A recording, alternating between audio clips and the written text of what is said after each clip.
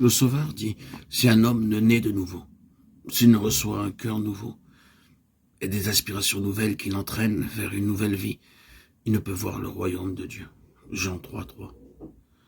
La notion d'après laquelle il suffirait à l'homme de travailler à développer le bien qui est naturellement en lui est une erreur fatale.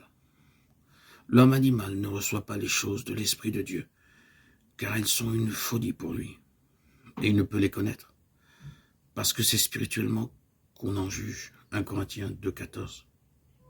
Ne t'étonne pas que je t'ai dit, il faut que vous naissiez de nouveau. Jean 3:7. Il est écrit, touchant Jésus-Christ, la parole, elle était la vie, et la vie était la lumière des hommes. Jean 1:4. Il est le seul nom qui a été donné parmi les hommes, par lequel nous devions être sauvés. Acte 4:12.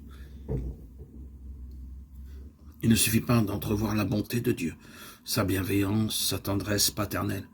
Il ne suffit pas de discerner la sagesse et la justice de sa loi, de constater qu'elle est fondée sur le principe éternel de l'amour.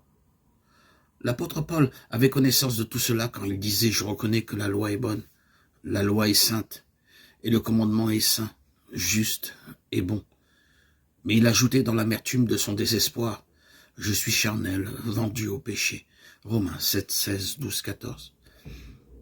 Il soupirait après une sainteté et une justice qu'il se sentait incapable de réaliser, mais il s'écriait « Misérable que je suis, qui me délivrera du corps de cette mort ?» Romains 7:24. Tel le cri qu'on poussait en tout temps et en tout lieu les âmes écrasées par le sentiment du péché. Pour tous, il n'y a qu'une réponse. Voici l'agneau de Dieu qui ôte le péché du monde. Jean 1:29. Nombreuses sont les images par lesquelles l'Esprit de Dieu s'est efforcé d'illustrer cette vérité afin de la rendre claire aux âmes qui désirent être soulagées du fardeau de la culpabilité. Jacob, après avoir trompé Ésaü, s'éloigna de la maison paternelle, accablé par le sentiment de sa faute. Exilé et solitaire, banni, loin de tout ce qui avait donné du prix à sa vie. Ce qui l'accablait, c'était le sentiment que son péché l'avait privé de la communion avec Dieu et qu'il était abandonné du ciel. Entouré de collines silencieuses, la voûte étoilée au-dessus de sa tête, il se couche, désolé sur le sol nu pour y passer la nuit. Pendant son sommeil, il voit une lumière étrange envahir la plaine. Du sol sur lequel il repose s'élève une immense échelle éthérée qui semble conduire à la porte même du ciel, et sur cette échelle montent et descendent les anges de Dieu. Il écoute, et du milieu de la gloire céleste, la voix divine lui fait entendre un message de consolation et d'espérance. Jacob trouva un sauveur répondant au soupir de son âme. Plein de joie, il vit le chemin par lequel il pouvait, lui, pécheur, retrouver la communion avec Dieu.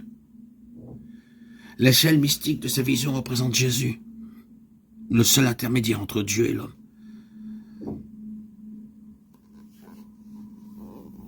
Dans sa conversation avec Nathanaël, le Christ se servit de la même image. Vous verrez, dit-il, désormais le ciel ouvert et les anges de Dieu monter et descendre sur le Fils de l'homme. Jean 1:51.